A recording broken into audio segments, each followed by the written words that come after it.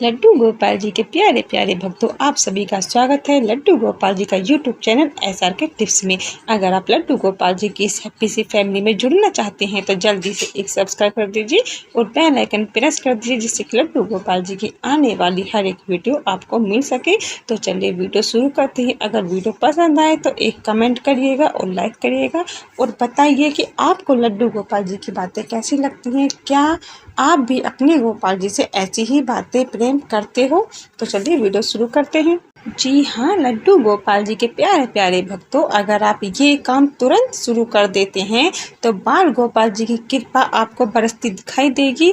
उनका होने का एहसास आपको होने लगेगा और आपको लगेगा कि आप बाल गोपाल जी की कृपा के पात्र बन चुके हो। क्योंकि देखिए, जब लड्डू गोपाल जी की कृपा बरसती है तो हमारे पास एक अजीब सी ऊर्जा एक उत्पन्न होने लगती है, जो हमको पल पल ये एहसास दिलाती है कि लड्डू गोपाल जी हमारे आसपास हैं। हमारे बाल गोपाल हम पर अपनी कृपा बरसा रहे हैं और हम उनकी हर एक बात को महसूस करते हैं कि उनको क्या चाहिए और क्या नहीं चाहिए, क्या लीला है उनकी।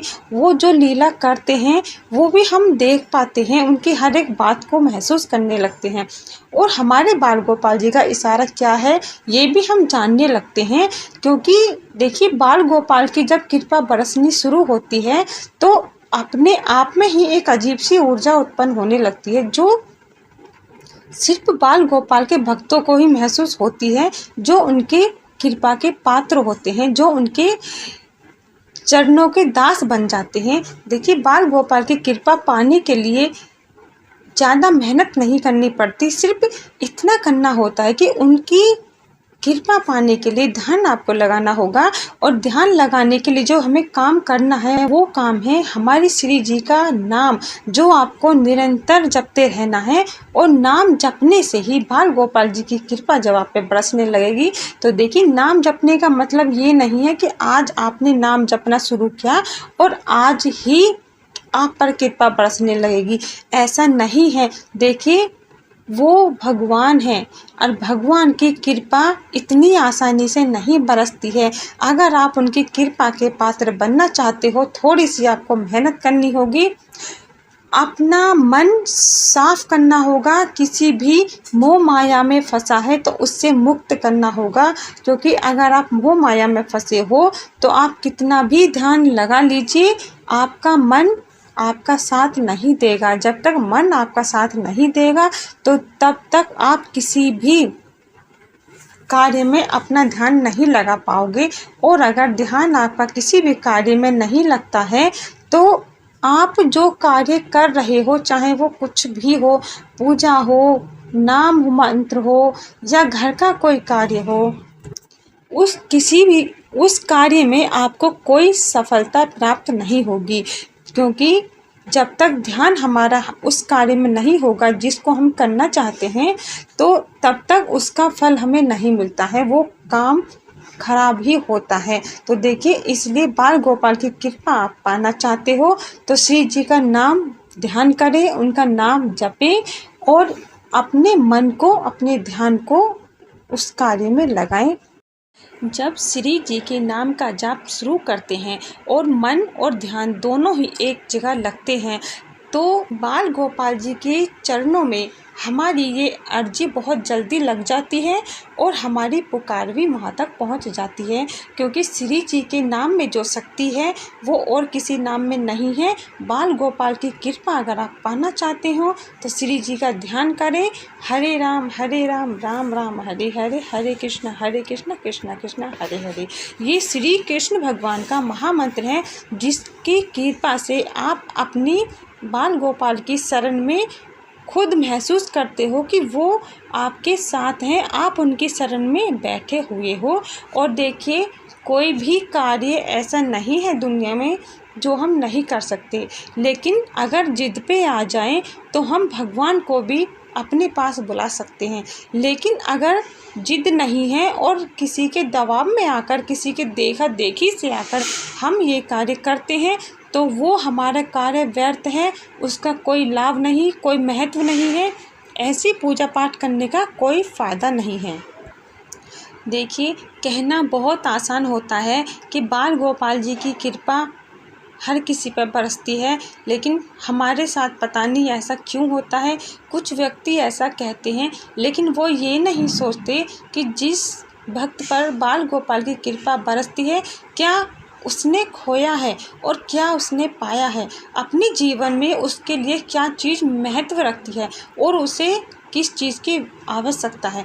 देखिए, ऐसे व्यक्ति जो होते हैं, जो बाल गोपाल की कृपा के पात्र बनते हैं, उनको इस दुनिया से, इस माया जाल से कुछ नहीं लेना होता है। ऐसी कृपा के जो पात्र होते हैं, वो बाल गोपाल की शरण में बहुत आसानी से पहुंच जाते हैं और बहुत आसानी से ही बाल गोपाल की कृपा उन पर बरसने लगती है। उनके चेहरे पर एक गजब का तेज होता है, जो हर वक्त बाल गोपाल की छवि निहारने के लिए दिखाई देता है। जो हमें लगता है कि हम बाल गोपाल की कृपा पाना चाहते हैं, लेकिन पता नहीं हमारे साथ ऐसा क्यों होता है।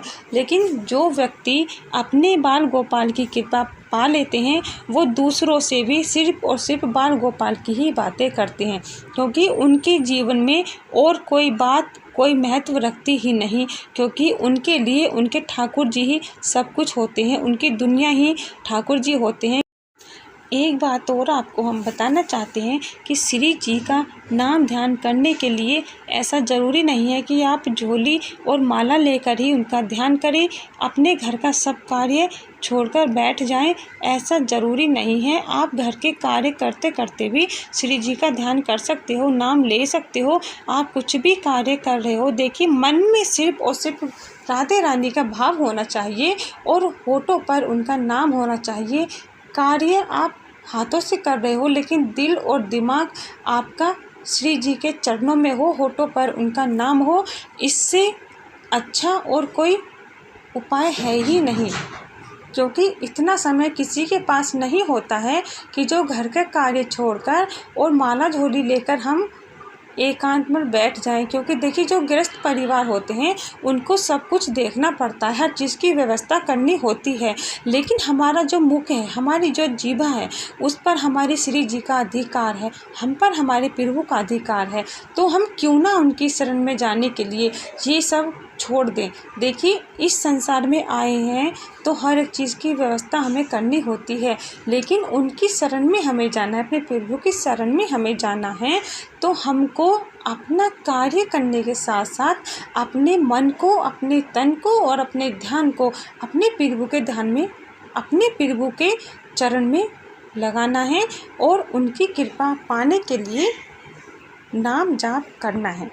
कुछ भी कार्य करते करते आप श्री जी का नाम लेते रहें, कृष्ण भगवान का नाम लेते रहें, अपने ठाकुर जी का नाम लेते रहें और लड्डू गोपाल जी की सेवा करते रहें। इसमें कोई परेशानी वाली बात नहीं है और कुछ भी ऐसी बड़ी बात नहीं जिससे कि व्यक्ति डर जाते हैं। देखिए, सबसे बड़ा जो भाव होता है वो हमारे मन का होता है। अगर मन में ही भाव सच्चा ना हो, मन में ही पहले से ही कोई छल कपट हो, कोई बदले की भावना हो या किसी चीज़ की इच्छा हो, इच्छा पूर्ति के लिए हम अपने प्रभु का ध्यान कर रहे हैं, तो भी हमारी कोई इच्छा पूरी नहीं होगी, क्योंकि हमारे प्रभु ऐसे भक्तों की पुकार नहीं सुनते हैं जो मतलब के लिए भगवान को ध्यान करें।